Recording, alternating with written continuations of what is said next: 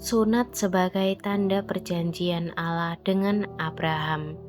Kejadian pasal 17 ayat 1 sampai dengan 27. Ketika Abram berumur 99 tahun, maka Tuhan menampakkan diri kepada Abram dan berfirman kepadanya, "Akulah Allah yang Maha Kuasa. Hiduplah di hadapanku dengan tidak bercela. Aku akan mengadakan perjanjian antara aku dan engkau, dan aku akan membuat engkau sangat banyak." Lalu sujudlah Abram, dan Allah berfirman kepadanya, "Dari pihakku, inilah perjanjianku dengan engkau. Engkau akan menjadi bapa sejumlah besar bangsa. Karena itu namamu bukan lagi Abram, melainkan Abraham. Karena engkau telah kutetapkan menjadi bapa sejumlah besar bangsa. Aku akan membuat engkau beranak cucu sangat banyak.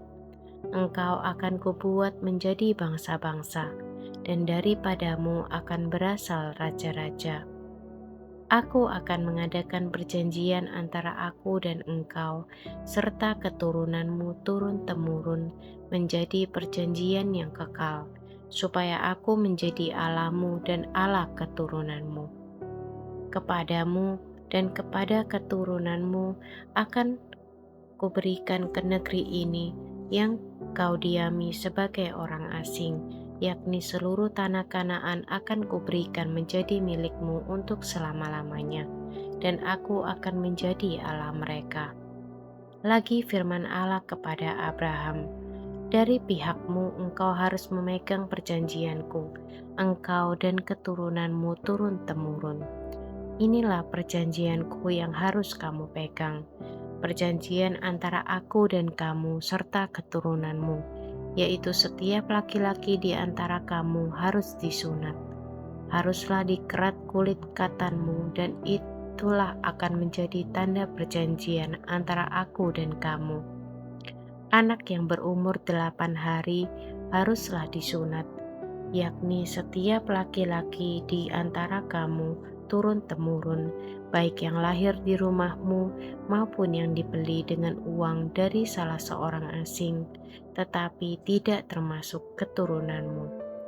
Orang yang lahir di rumahmu dan orang yang engkau beli dengan uang harus disunat. Maka dalam dagingmu lah perjanjianku itu menjadi perjanjian yang kekal. Dan orang yang tidak disunat, yakni laki-laki yang tidak dikerat kulit katannya, maka orang itu harus dilenyapkan dari antara orang-orang sebangsanya. Ia telah mengingkari perjanjianku." Selanjutnya Allah berfirman kepada Abraham tentang istrimu Sarai, "Janganlah engkau menyebut dia lagi Sarai, tetapi Sarah, itulah namanya. Aku akan memberkatinya, dan daripadanya juga aku akan memberikan kepadamu seorang anak laki-laki. Bahkan aku akan memberkatinya, sehingga ia menjadi ibu bangsa-bangsa. Raja bangsa-bangsa akan lahir daripadanya." Lalu tertunduklah Abraham dan tertawa serta berkata dalam hatinya, "Mungkinkah bagi seorang yang berumur 100 tahun dilahirkan seorang anak, dan mungkinkah Sarah yang telah berumur 90 tahun itu melahirkan seorang anak?"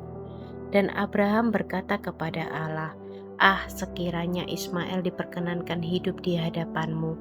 Tetapi Allah berfirman, "Tidak, melainkan istrimu Sarahlah yang akan melahirkan anak laki-laki bagimu, dan engkau akan menamai dia Ishak.